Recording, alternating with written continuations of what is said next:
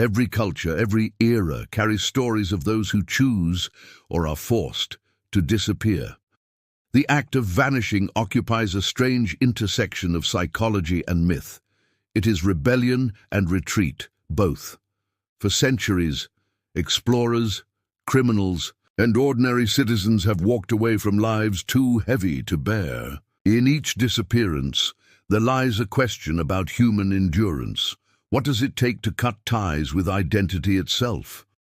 From medieval hermits to modern fugitives, the act of stepping outside the visible world tempts and terrifies in equal measure. Disappearance sits at the border of two primal instincts, the need for connection and the need for control. When life collapses under scrutiny or consequence, vanishing seems to offer both escape and authorship. Yet those who go missing often become trapped in the very narratives they sought to escape.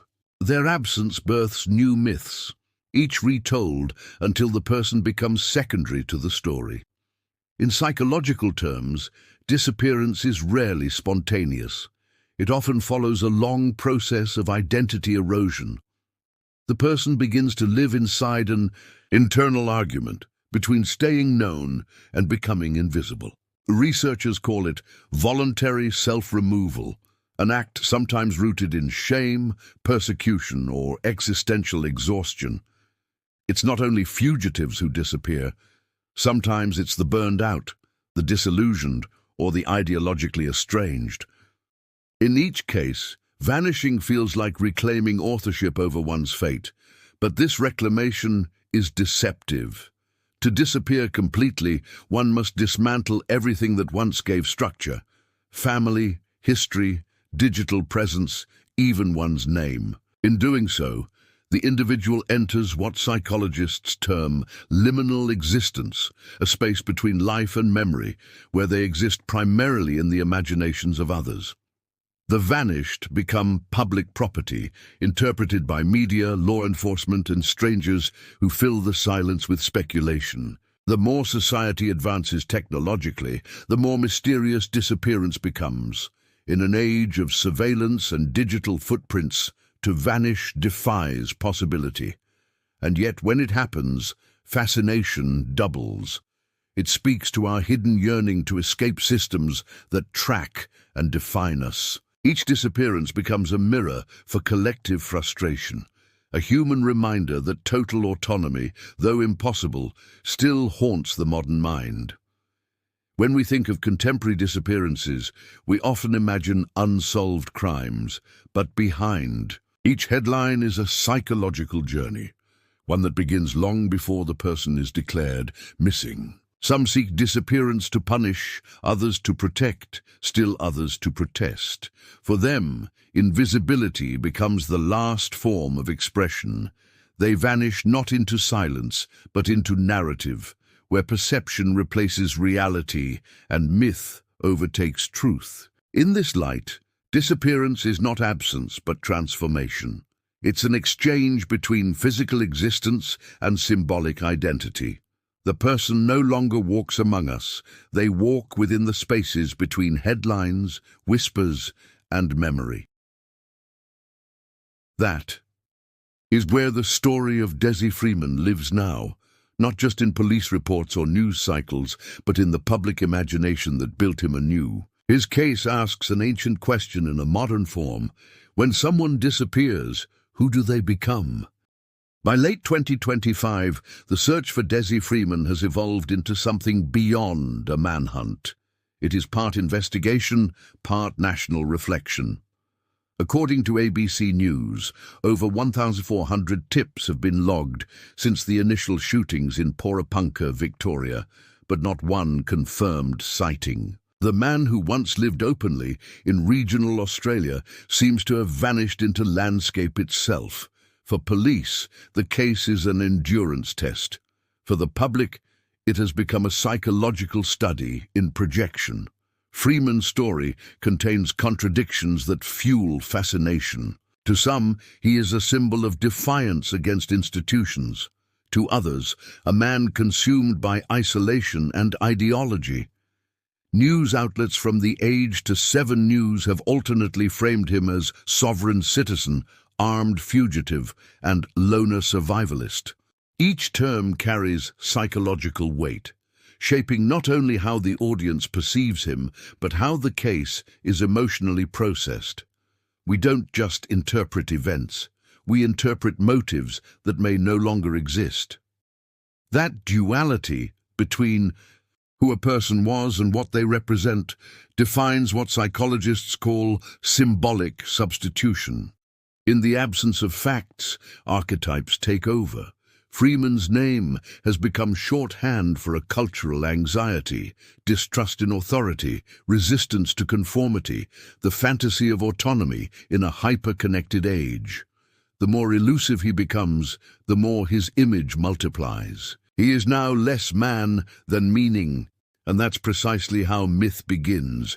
The paradox deepens when we consider the terrain itself.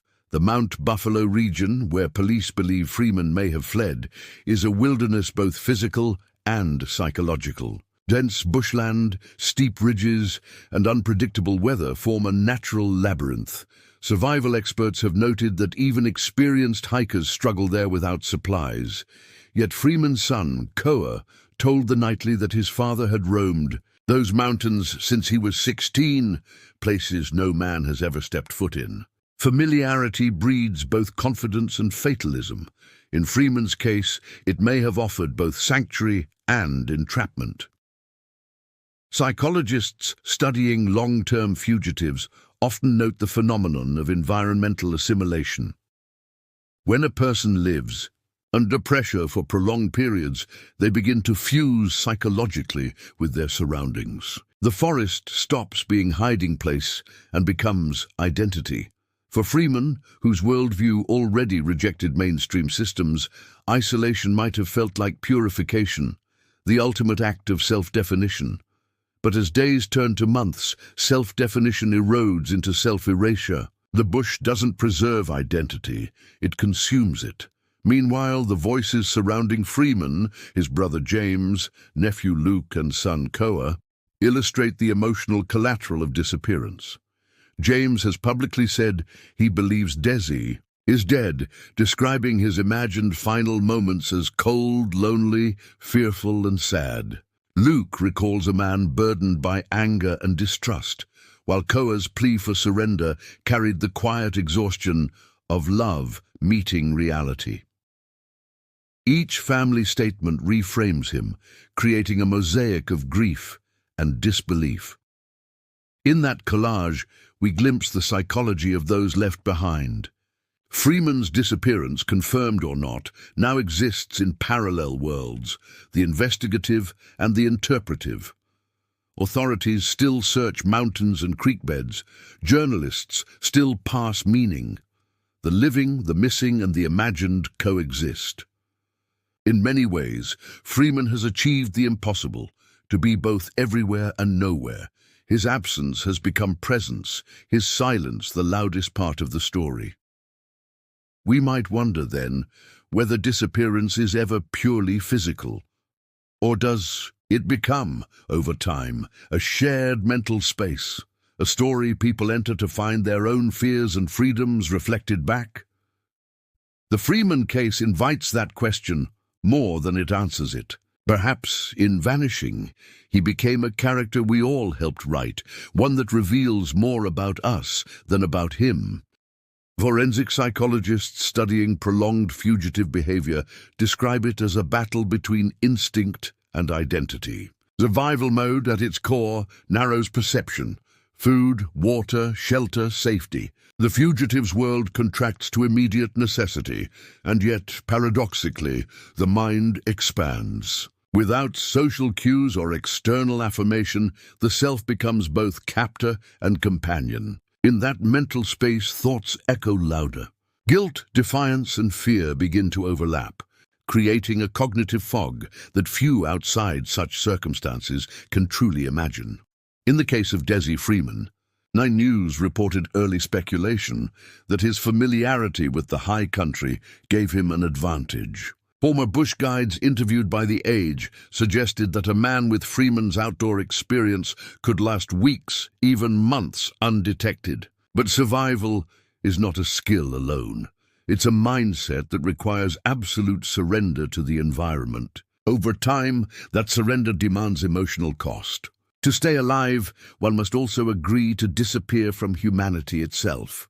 Research on long-term isolation confirms that even those trained for it, explorers, soldiers, hermits, experience cognitive distortions. The line between reality and imagination thins when external structure vanishes. People begin speaking to themselves, assigning meaning to random sounds, creating ritual patterns for psychological stability. If Freeman remains alive, it's likely his world has shrunk to a circle no wider than his immediate horizon. The rustle of leaves, the scent of rain, the crackle of a campfire. Such existence preserves the body, but slowly erodes the social mind. Survival also breeds a paradoxical calm. When everything external is stripped away, clarity can emerge. For some fugitives, that simplicity is intoxicating. No clocks, no noise, no audience. Just existence, raw and unmediated. But the cost is immense.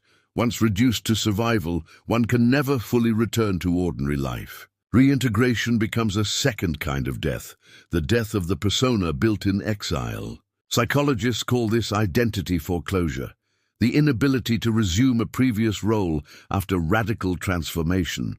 There's also the myth of control. Many who flee believe they are reclaiming autonomy, that disappearance grants freedom. Yet the longer they remain hidden, the less control they have over their narrative. The public writes their story for them. Every unverified sighting becomes evidence, every rumor becomes biography. In Freeman's case, media and social networks built an entire mythology, while police searched the ground. His physical escape birthed a symbolic captivity, a man trapped in endless interpretation. From an evolutionary perspective, humans are not built for isolation. The brain relies on social mirrors, others' reactions, to calibrate emotion and behavior. Extended solitude warps those calibrations, leading to what neuropsychologists call social hallucination. Over time, internal voices replace external dialogue. One begins to anticipate rather than experience interaction. If Freeman is alive, his conversations may no longer involve people at all, but the forest itself, a natural dialogue of wind and distance. Still, survival is not purely instinctual. It's often philosophical. Throughout history, those who disappeared, from outlaws in the American frontier to hermits in Japanese mountains, framed their absence as purification. They sought freedom from corruption, noise, or guilt. Freeman's known distrust of institutions, reported by ABC News and SBS, may have given his retreat a moral dimension in his own mind. But isolation rarely preserves ideology. Over time, belief decays under hunger and fatigue. Only necessity remains. In survival, psychology and terrain converge. Every decision becomes a negotiation with nature and self. The line between life and death narrows into a daily argument. And yet for those like Freeman, men who lived on the fringe of belief and belonging, that narrowness may feel like clarity. The forest is no longer a hiding place. It's a confession whispered endlessly to no one. If the fugitive's mind is shaped by silence, the pursuer's is shaped by noise. Police manhunts, particularly long ones, create psychological strain not just for those being hunted, but for those who hunt. Officers in the Freeman search, as reported by ABC News, have combed the Victorian high country for months, enduring fatigue, environmental risk, and the erosion of certainty. When a target remains unseen, frustration turns into obsession. Every lead becomes personal validation, every failure a wound to professional identity. Psychologists call this chronic pursuit fatigue. It occurs when sustained effort meets sustained ambiguity. The absence of closure becomes corrosive. In Freeman's case, authorities balance two conflicting imperatives: the duty to find and the doubt of what remains to be found. Each day without evidence compounds anxiety. Yet even as the search slows, as reported by The Age, officers remain bound by symbolic responsibility. To stop looking feels like surrendering to myth. For the public, the psychology of pursuit unfolds differently. Each phase of the hunt satisfies deep narrative instincts: tension, climax, resolution. In digital culture, audiences crave closure, and when it doesn't come, imagination fills the void. The Freeman case, amplified by social media, has become participatory theater. Reddit threads, TikTok analyses, YouTube theories all reflect a collective attempt to turn uncertainty into story. The human mind struggles with the unresolved. We construct explanations to silence discomfort. This dynamic mirrors what sociologists term public forensics, the blending of entertainment and investigation. True crime has conditioned us to believe that every mystery ends with revelation. But real life resists that structure. When the Freeman search yields nothing, the audience experiences cognitive dissonance. In that frustration, empathy fractures. Some grow sympathetic, imagining him dead, lost, or broken. Others grow hostile, labeling him villain or coward. In both reactions, the same psychological impulse operates: the need to end the story. Historically, long manhunts reveal similar emotional cycles. In the search for Eric Rudolph, the Olympic Park bomber who hid in the Appalachian wilderness for 5 years, public opinion oscillated between fascination and fatigue. Like Freeman, Rudolph was framed alternately as folk antihero and fanatic. His eventual capture brought closure, but also disappointment. Myth collapsed into mundane reality. Disappearance sustains attention precisely because it withholds truth. Discovery ends the spell. Within the police ranks, the pursuit's emotional toll deepens with time. Veteran officers interviewed about past Australian manhunts described the sensation of chasing a ghost. Every rustle in the bush becomes potential evidence. Every false alarm chips away at morale.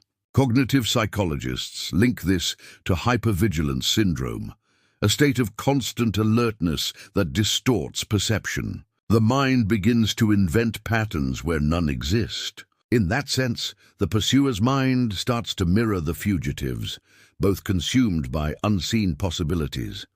Media coverage amplifies this psychological pressure. Each update, search continues. No new leads reinforces stasis. Reporters must fill silence with speculation, transforming absence into content. The case becomes not a search for a man, but a ritual of narrative maintenance. For audiences, repetition dulls empathy but feeds curiosity. The longer the mystery lasts, the more detached compassion becomes. Freeman's name now floats somewhere between crime report and campfire tale. As weeks turn to months, pursuit becomes a meditation on uncertainty. Officers measure progress not in distance covered, but in persistence itself. The public, meanwhile, alternates between fatigue and fascination. What began as tragedy evolves into cultural reflection. Why do we keep watching? Perhaps because every disappearance touches the same invisible fear that we, too, could vanish without being understood. When a person disappears, reality doesn't end, it fragments. What remains is narrative. Across history, vanished figures have evolved into cultural myths. Amelia Earhart, Harold Holt, the countless wanderers who stepped out of civilization and into conjecture. In every case, disappearance becomes a mirror for the collective psyche. We shape the missing into symbols that satisfy what we fear or admire most. In this, the story of Dezi Freeman fits a long tradition, not only of fugitives, but of absences that refuse resolution. Media theory calls this narrative substitution. When evidence stalls, storytelling fills the gap. In Freeman's case, the shift from man to myth happened quickly. SBS News noted how early reporting focused on confrontation and ideology, while later coverage softened into speculation about mental health and family estrangement. That tonal evolution wasn't arbitrary. It reflected fatigue, empathy, and the public's need to humanize what it couldn't comprehend. When facts run out, psychology steps in. The myth of the missing also satisfies a primal human fantasy, the idea of starting over. We envy those who escape their digital footprints, responsibilities, and names. Disappearance, while tragic in one context, feels liberating in another. Each headline about Freeman's vanishing carried an undercurrent of rebellion. A man who walked away from a system many distrust. In online forums, that symbolism overtook the man himself. He became a cipher for disillusionment, autonomy, and paranoia, all in equal measure. But myths have consequences. As Freeman's brother, James Philby, described his siblings' presumed death as cold, lonely, fearful, and sad, his grief was filtered through comment sections debating ideology rather than mourning. The myth consumed empathy. It's a common pattern.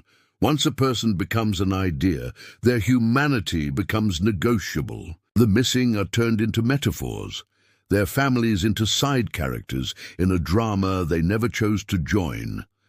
Psychologists studying media empathy refer to this as distance desensitization. The more a story circulates, the less real it feels. Each repost dilutes intimacy. In Freeman's case, imagery of police search teams, drone footage, and mountain landscapes became the emotional wallpaper of the news cycle. The man himself faded behind the aesthetic of pursuit. Audiences didn't imagine his hunger, fear, or exhaustion, only the spectacle of absence. That detachment reveals more about our consumption habits than about the missing themselves. To understand why disappearance fascinates us, we must confront our own discomfort with ambiguity. Modern life offers constant updates, breaking news, live feeds, instant access. When someone like Freeman vanishes beyond the grid, it feels like an affront to control. We can't track him, can't categorize him, can't conclude his story. So we build one. We mythologize what we can't measure. In doing so, we trade truth for closure. The irony is that most disappearances end quietly. A discovery, a confession, a body found by chance. Yet the myth persists because it fulfills emotional need. Freeman's story may one day end with a single confirmation, but until then, it exists as dual reality. One physical, one psychological. And perhaps that's why myths matter. They keep the absent present, ensuring that silence never fully wins. In the end, the myth of the missing isn't about the person who vanished. It's about those who remain. The stories we tell fill the space they leave behind. But those stories also reveal what we fear most, that identity is fragile, memory unreliable, and that any of us, under the right weight, might simply walk into the dark and never come back. Every disappearance reflects a collective face. Sociologists call it the mirror effect, the way societies project their anxieties onto the missing. In the 1930s, explorers lost in deserts became symbols of heroism. In the Cold War, defectors became icons of ideology. In the 21st century, amid surveillance and distrust, missing figures like Dezi Freeman become reflections of our tension with authority and information itself. The story we see isn't about him alone. It's about who we've become. The Australian public's reaction to Freeman illustrates this perfectly. As The Age observed, online opinion divided sharply between those who framed him as dangerous and those who saw him as misunderstood. The comments revealed less about Freeman and more about societal polarization. For one group, he embodied the threat of extremism. For another, the rebellion against control. The same event, filtered through different cognitive biases, produced opposite moral conclusions, a mirror splitting its viewers in two. Psychologists describe this as projection identification, assigning parts of ourselves to external figures. The fugitive becomes a vessel for unresolved feelings, resentment, fear, or fantasy. In Freeman's case, social media transformed him into a moral ink blot. Each comment section revealed a hidden confession about the commenter's worldview. That dynamic sustains public interest far longer than the actual search ever could. The hunt turns inward. The audience becomes the subject. The mirror effect also distorts empathy. When people recognize aspects of themselves in the missing, they either idealize or condemn. The manhunt becomes a moral drama, good order versus chaotic freedom. News coverage amplifies this binary because it generates engagement. Outrage and identification are the strongest emotional currencies online. In that marketplace, complexity is bad business. Freeman's humanity became fragmented across emotional algorithms.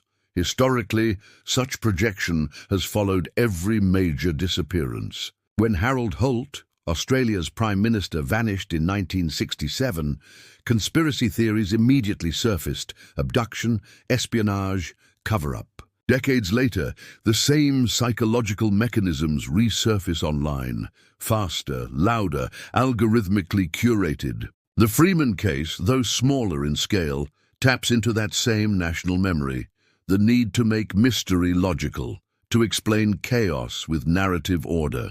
We are not comfortable with the unexplainable. As weeks pass, the mirror effect evolves into cultural shorthand. Memes, hashtags, and phrases like "gone bush" reduce a complex tragedy to linguistic convenience. Humor becomes a coping mechanism. Anthropologists note that humor often arises when societies face prolonged tension, a way to neutralize fear through laughter. But this also flattens empathy. The fugitive becomes folklore before he's even found. The collective mirror reflects irony instead of introspection.